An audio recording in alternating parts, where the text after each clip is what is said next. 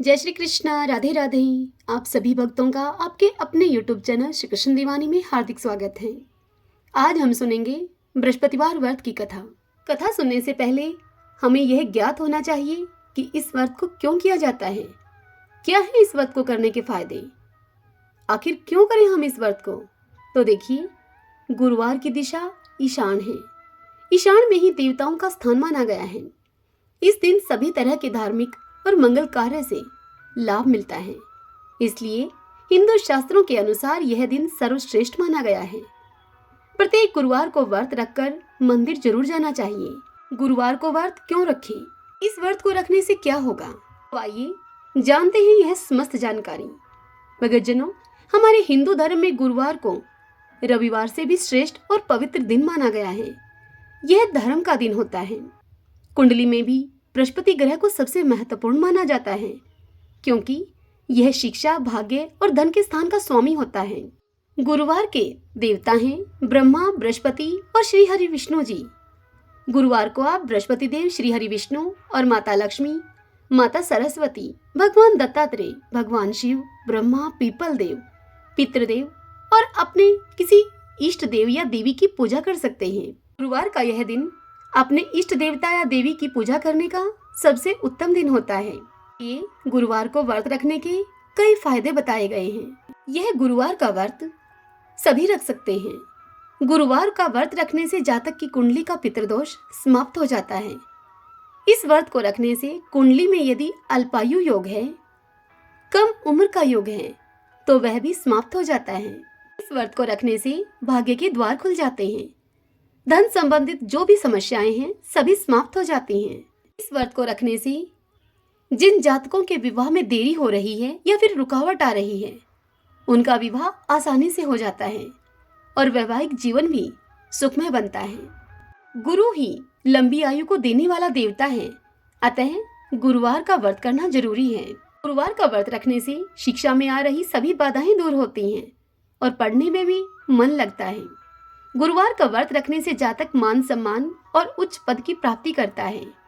गुरुवार का व्रत रखने से जीवन में सुख, समृद्धि, सौभाग्य, शांति, पापों से मुक्ति और पुण्य लाभ की प्राप्ति होती है। अब आप जान ही गए होंगे कि गुरुवार का व्रत करना क्यों जरूरी है। आइए अब हम गुरुवार व्रत की पूजा विधि जान लेते हैं। बृहस्पतिवार को जो भी स्त्री पुरुष व्रत करे, उनको चाहिए कि वह दिन में एक ही समय भोजन करे, क्योंकि बृहस्पतिश्वर भगवान का इस दिन पूजन होता है।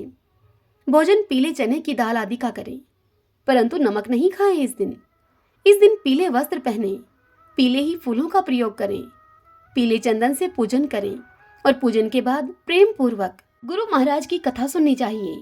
इस व्रत को करने से मन की समस्त इच्छाएं पूर्ण होती हैं और बृहस्पति महाराज प्रसन्न होते हैं, जिससे कि धन, पुत्र, विद्या और मनोवांछित फलों की प्राप्ति होती है। परिवार को सुख शांति मिलती है। इसलिए यह सर्वश्रेष्ठ और अति फलदायक व्रत सभी स्त्री और पुरुषों के लिए है।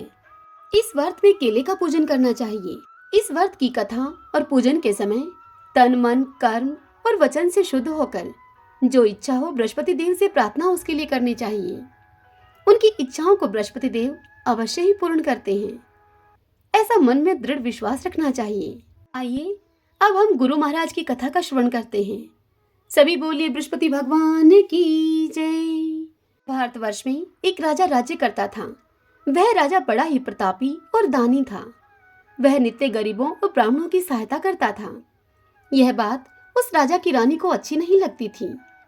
वह न तो गरीबों को दान देती और न ही भगवान का पूजन कोई करती थी, और राजा को भी दान देने से वह मना किया करती थी। एक दिन की बात है, राजा शिकार खेलने के लिए वन को गए हुए थे, तो रानी उस समय महल में अकेली थी। उसी समय बृहस्पति देव भगवान साधु के वेश में राजा के महल में भिक्षा के लिए गए और उन्होंने भिक्षा मांगी। तब रानी ने भिक्षा देने से इनकार कर दिया और कहा कि हे साधु महाराज, मैं तो दान पुण्य से तंग आ गई हूँ। मेरा पति सारा धन लुटाता रहता है। मेरी इच्छा है कि हमारा समस्त धन नष्ट हो जाए, फिर न रहेगा बांस और न बजेगी बांसुरी। यह सुनकर उस साधु ने कहा कि देवी, तुम तो बड़ी अजीब हो। धन संतान तो सभी लोग चाहते हैं, पुत्र और लक्ष्मी तो पापी के घर में भी होने चाहिए। यदि तुम्हारे पास अधिक धन है तो भूखों को भोजन दो, प्यासों के लिए प्याऊ बनवाओ, मुसाफिरों के लिए धर्मशालाएं खुलवाओ। जो निर्धन मनुष्य अपनी कुंवारी कन्याओं का विवाह नहीं कर सकते, तुम उन कन्याओं का विवाह करा दो। ऐसे और कई काम हैं जिनको करने से तुम्हारा यश लोक परलोक में फैलेगा।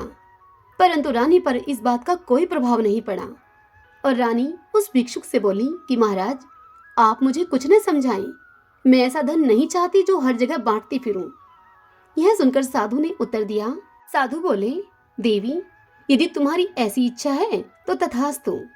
तुम ऐसा करना कि बृहस्पतिवार को घर लीपकर पीली मिट्टी से अपना सर धोकर स्नान करना, भट्टी चढ़ाकर कपड़े धोना। ऐसा करने से आपका समस्त धन नष्ट हो जाएगा। इतना कहकर वह साधु वहां से आलोप हो गए। वह साधु जैसा रानी को कहकर गए थे, रानी ने ठीक वैसा ही किया।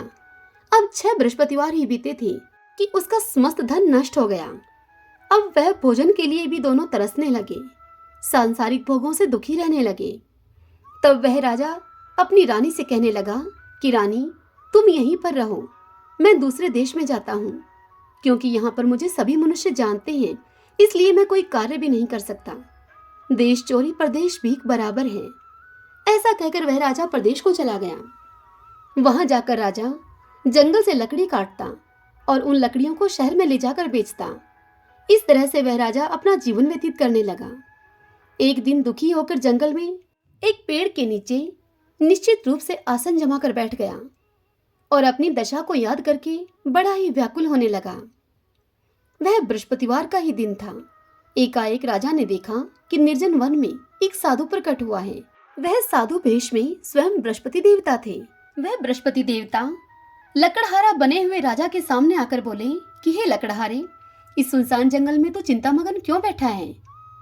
तब उस लकड़हारे ने दोनों हाथ जोड़कर प्रणाम किया और उत्तर दिया कि महात्मा जी, आप तो सब कुछ जानते हैं, मैं आपसे क्या कहूँ। यह कहकर वह लकड़हारा रोने लगा और रोते रोते उसने साधु को अपनी समस्त आत्मकथा सुनाई। सारी कथा सुनकर उसकी महात्मा जी ने कहा, हे लकड़हारे, तुम्हारी स्त्री ने बृहस्पति के दिन वीर भगवान का निरादर किया है, जिसके कारण रुष्ट होकर तुम्हारी यह दशा कर दी गई है। अब तुम चिंता को दूर करके मेरे कहने पर चलो तो तुम्हारे सब कष्ट दूर हो जाएंगे और भगवान तुम्हें पहले से भी अधिक धन संपत्ति देंगे। तुम बृहस्पति के दिन पाठ किया करो, 5 रुपए के चने मुनक्का मंगवाकर उसका प्रसाद बनाओ और शुद्ध जल के लोटे में शक्कर मिलाकर तुम अमृत तैयार करो। कथा के पश्चात अपने सारे परिवार और सुनने वाले प्रेमियों में उस अमृत व प्रसाद का वितरण करके उस प्रसाद को स्वयं भी ग्रहण करो। ऐसा करने से भगवान तुम्हारी सभी मनोकामनाएं पूरी करेंगे। साधु के ऐसे वचनों को सुनकर वह लकड़हारा बोला, हे प्रभु, मुझे लकड़ी बेचकर इतना पैसा नहीं मिलता जिससे कि भोजन के बाद मैं कुछ उसे बचा सकूं। मैंने रात्रि में अपनी स्त्री को भी व्याकुल देखा है।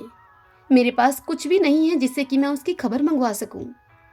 यह सुनकर साधु ने कहा, हे लकड़हारे, तुम किसी बात की चिंता मत करो।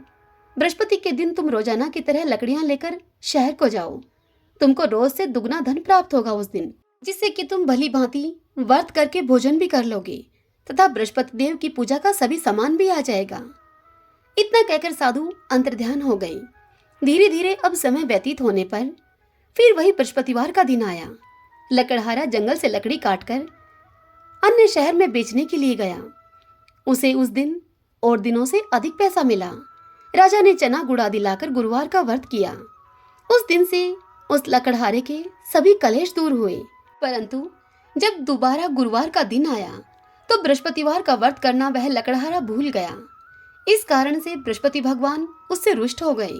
उस बृहस्पतिवार के दिन उस नगर के राजा ने विशाल यज्ञ का आयोजन किया हुआ था और समस्त शहर में यह घोषणा करा दी गई थी कि कोई भी मनुष्य अपने घर में भोजन न बनावे, न ही आग जलावे। समस्त जनता मेरे यहाँ भोजन करने के लिए आवे। मेरी इस आज्ञा को जो न मानेगा उस मनुष्य को फांसी दी जाएगी। इस तरह की घोषणा संपूर्ण नगर में अब करवा दी गई। राजा की आज्ञा के अनुसार शहर के सभी लोग भोजन करने के लिए गए, लेकिन लकड़हारा वहां कुछ देर से पहुंचा, इसलिए राजा उसको अपने साथ अपने घर लिवा ले गए और ले जाकर राजा उसको भोजन करा ही रहे थे। अभी उस राजा की रानी की दृष्टि उस खूंटी पर पड़ी जिस पर कि उस रानी का हार लटका हुआ था। वह हार उस रानी को दिखाई न दिया। तब रानी ने यह निश्चय किया कि मेरा हार तो इस मनुष्य ने ही चुरा लिया है। ऐसा विचार करते हुए उस रानी ने सैनिकों को बुलाकर उस लकड़हारे को जेल खाने में डलवा दिया। जब लकड़हारा जेल खाने में पड़ गया और वह बहुत दुखी होकर अब विचार करने लगा कि न जाने कौन से पूर्व जन्म के कर्म से मेरे लिए यह दुख प्राप्त हुआ है, और वह लकड़हारा उसी साधु को याद करने लगा जो कि उसको जंगल में मिला था। उसी समय तत्काल बृहस्पति देव साधु के रूप में वहां प्रकट हो गए और उसकी दशा को देखकर वह कहने लगे उससे, अरे मूर्ख, तूने बृहस्पति देव की कथा नहीं करी, इस कारण से तुझे ये दुख प्राप्त हुआ है। अब तू चिंता मत कर, बृहस्पतिवार के दिन जेल खाने के दरवाजे पर तुझको 4 पैसे पड़े हुए मिलेंगे, उनसे तू बृहस्पति देव की पूजा करना तो तेरे सभी कष्ट दूर हो जाएंगे। अब जब बृहस्पतिवार का दिन आया तो उस लकड़हारे को जेल खाने के दरवाजे पर 4 पैसे पड़े हुए मिले। लकड़हारे ने कथा कही और उसी रात्रि को बृहस्पति देव ने उस नगर के राजा को स्वप्न में कहा कि हे राजा, तुमने जिस आदमी को जेल खाने में बंद कर दिया है वह तो निर्दोष है, वह राजा है, उसको छोड़ देना। रानी का हार तो उसी खूंटी पर लटका है। अगर तू मेरी यह बात नहीं मानेगा, यदि तू ऐसा नहीं करेगा तो मैं तेरे राज्य को नष्ट कर दूंगा। इस तरह रात्रि के स्वप्न को देखकर राजा प्रातःकाल उठा और खूंटी पर हार को देखकर लकड़हारे को जेल खाने से मुक्त कराकर और उसे महल के दरबार में बुलाकर उससे क्षमा मांगी और उस लकड़हारे को योग्य सुंदर वस्त्र आभूषण देकर उसको विदा किया। बृहस्पति देव की आज्ञा के अनुसार लकड़हारा अब अपने नगर को चल दिया। राजा जब अपने नगर के निकट पहुंचा तो उसे बड़ा ही आश्चर्य हुआ कि नगर में पहले से भी अधिक बाग, तालाब, कुएं तथा बहुत सी धर्मशालाएं, मंदिर आदि बन गए थे। राजा ने यह देखकर नगर निवासियों से पूछा कि यह किसका बाग और धर्मशाला है। तब नगर के सभी लोग कहने लगे कि यह सब तो रानी और बांदी के हैं। यह सुनकर राजा को बड़ा आश्चर्य हुआ और गुस्सा भी आया। जब रानी ने यह खबर सुनी कि राजा आ रहे हैं तो उसने बांदी से कहा कि हे दासी, देख राजा हमको कितने बुरे हाल में छोड़कर गए थे। हमारी ऐसी हालत देखकर कहीं वह लौट न जाएं, इसलिए तू जा और दरवाजे पर जाकर खड़ी हो जा। अब रानी की आज्ञा के अनुसार दासी दरवाजे पर जाकर खड़ी हो गई। जब राजा आए तो वह दासी अपने साथ राजा को भीतर लिवा लाई। तब राजा रानी से पूछने लगे कि यह सब धन तुम्हें कैसे प्राप्त हुआ, क्या तुमने कुछ गलत किया है। तब उस रानी ने सारी बात बताई और कहने लगी कि महाराज, यह सब धन हमें बृहस्पति देव के इस व्रत के प्रभाव से प्राप्त हुआ है। तब राजा ने निश्चय किया कि 7 रोज के बाद तो सभी बृहस्पति देव का पूजन करते हैं, परंतु मैं रोजाना दिन में 3 बार कहानी कहा करूंगा और रोज व्रत किया करूंगा। अब राजा के दुपट्टे में हर समय चने की दाल बंधी रहती। दिन में अब राजा 3 बार कहानी कहता। एक रोज राजा ने विचार किया कि चलो अपनी बहन के यहाँ आऊं, कभी कुशल क्षेम पूछ कर आऊं। यह सोचकर वह राजा घोड़े पर सवार होकर अपनी बहन के यहाँ चलने लगा। तब राजा ने मार्ग में देखा कि कुछ आदमी एक मुर्दे को लिए जा रहे हैं। उन सबको रोककर राजा उनसे कहने लगा कि अरे भाइयों, मेरी बृहस्पति देव की कथा सुन लो। तब वे राजा को बोले कि लो, हमारा तो आदमी मर गया है, इसको अपनी कथा की पड़ी है। उस भीड़ में से कुछ आदमी कहने लगे, हो भाई, हम तुम्हारी कथा भी सुनेंगे। तब राजा ने यह सुनकर दुपट्टे से दाल निकाली और कथा कहनी आरंभ की।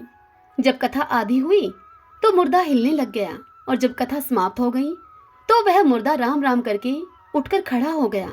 कथा कह सुनाकर राजा अब आगे को चलने लगा। चलते चलते उस राजा को मार्ग में एक किसान खेत में हल चलाता हुआ मिला।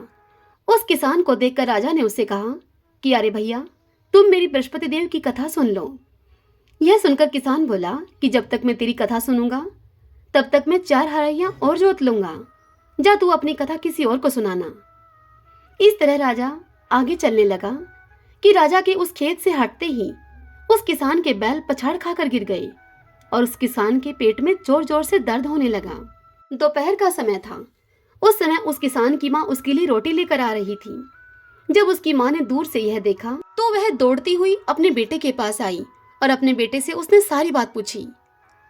सारी बात को सुनकर वह बुढ़िया दौड़ी दौड़ी उस घुड़सवार के पास गई और जाकर उसे बोली कि तेरी कथा मैं सुनूंगी, तो तेरी यह कथा मेरे खेत पर चलकर कहना। अब राजा ने बुढ़िया के खेत पर जाकर बृहस्पति भगवान की कथा कही, जिसके सुनते ही वह बैल उठकर खड़े हो गए और किसान के पेट का दर्द बंद हो गया। अब राजा अपनी बहन के घर पहुंचा। बहन ने अपने भाई की खूब मेहमानी की। दूसरे रोज प्रातःकाल राजा जगा तो वह देखने लगा कि सभी लोग भोजन कर रहे हैं। राजा ने जाकर अपनी बहन से कहा कि बहन, क्या इस नगर में कोई ऐसा मनुष्य शेष है जिसने भोजन न किया हो? वह मनुष्य मेरी बृहस्पति देव भगवान की कथा को सुन ले। यह सुनकर वह बहन अपने भाई से बोली कि भैया, यह देश तो ऐसा ही है। यहाँ के लोग पहले भोजन करते हैं और बाद में कोई अन्य कार्य करते हैं, किंतु फिर भी मैं पड़ोस में जाकर आती हूँ। यदि किसी ने अभी भोजन नहीं किया होगा तो उसे मैं अपने संग लेकर आऊंगी। वह ऐसा कहकर अपने पड़ोस में देखने के लिए चली गई, परंतु उसे वहां ऐसा कोई व्यक्ति भी नहीं मिला जिसने भोजन अभी तक न किया हो। अतः वह एक कुम्हार के घर गई जिसका कि लड़का बीमार था। उसको मालूम हुआ कि वहां उनके घर में 3 रोज से किसी ने भी भोजन आदि नहीं किया है।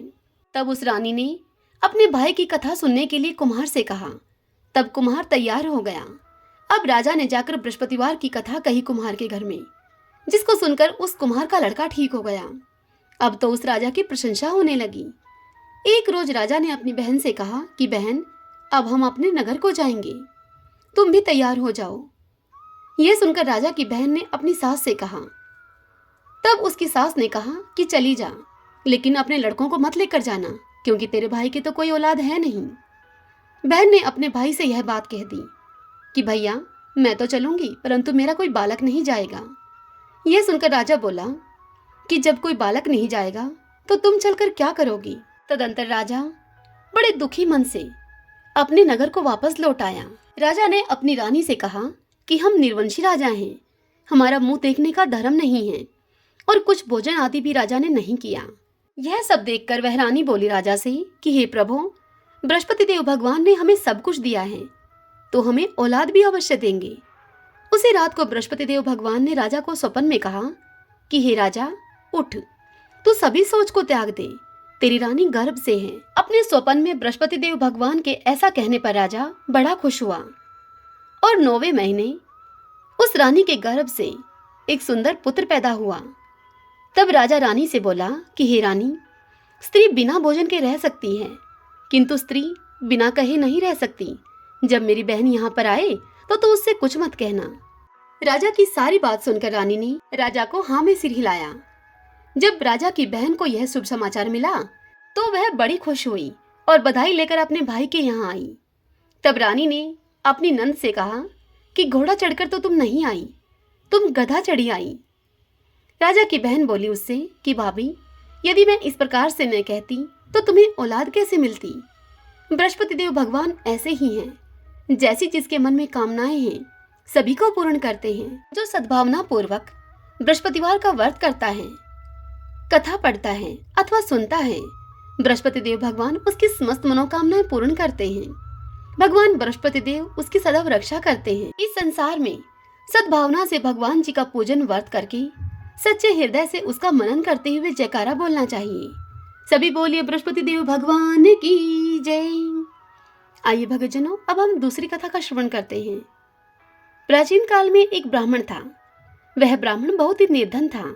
उसकी कोई संतान नहीं थी। उसकी स्त्री बहुत मलिनता के साथ रहा करती थी। वह न तो स्नान करती और न ही किसी देवता का पूजन करती।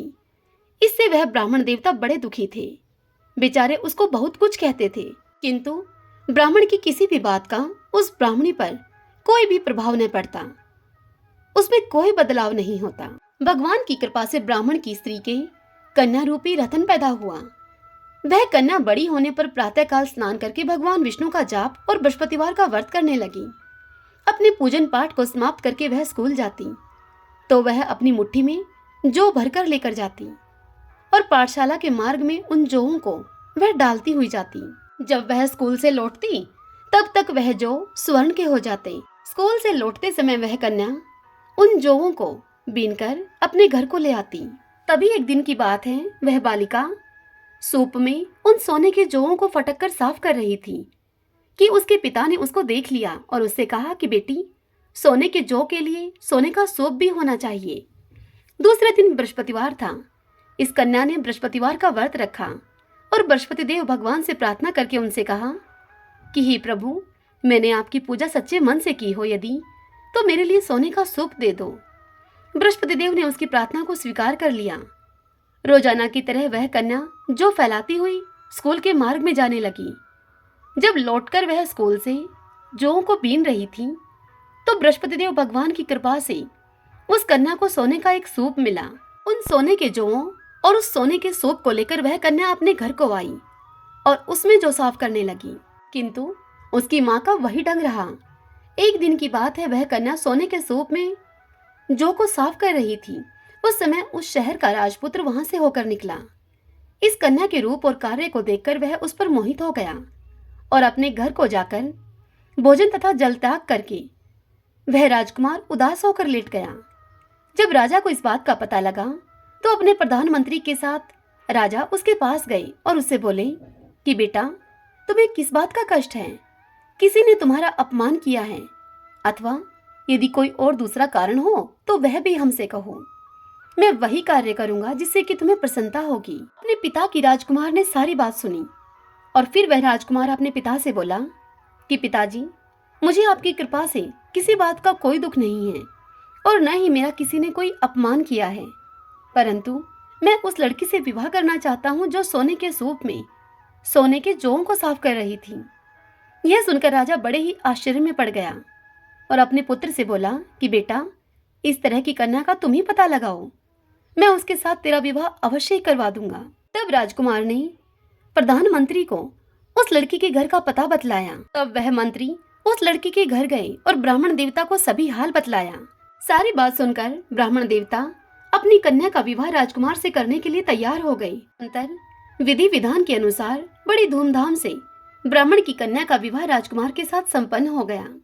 कन्या के घर से जाते ही पहले की भांति उस ब्राह्मण देवता के घर में अब फिर से गरीबी का निवास हो गया। अब भोजन के लिए भी अन्न बड़ी मुश्किल से मिलता था। एक दिन दुखी होकर ब्राह्मण देवता अपनी पुत्री के पास गए। अपने पिता की दुखी अवस्था को देखकर उस पुत्री ने अपनी माँ का हाल उससे पूछा। तब ब्राह्मण ने सभी हाल कह सुनाया। कन्या ने बहुत सा धन देकर अपने पिता को विदा किया। इस प्रकार ब्राह्मण का कुछ समय सुखपूर्वक व्यतीत हुआ, किंतु कुछ दिन के बाद फिर वही हाल हो गया। ब्राह्मण फिर अपनी कन्या के पास गए और सारा हाल कहा तो लड़की अपने पिता से बोली कि पिताजी, आप माताजी को यहाँ पर लिवा लाओ, मैं उन्हें बृहस्पतिवार व्रत की समस्त विधि बता दूंगी, जिससे कि गरीबी दूर हो जाएगी। अब ब्राह्मण देवता अपनी स्त्री को साथ लेकर अपनी पुत्री के यहाँ फिर से पहुंचे। तब उस पुत्री ने अपनी माँ को समझाया कि माँ, तुम प्रातःकाल प्रथम स्नान आदि करके विष्णु भगवान का पूजन करो। यदि तुम ऐसा करोगी तो समस्त दरिद्रता दूर हो जाएगी। परंतु उसकी माँ ने उसकी एक भी बात न मानी और प्रातःकाल उठकर अपनी पुत्री के बच्चों का बचा हुआ जूठन खा लिया। इससे उसकी पुत्री को बहुत गुस्सा आया और उसने एक रात कोठरी का सभी सामान बाहर निकाल दिया और उस कोठरी में अपनी माँ को बंद कर दिया।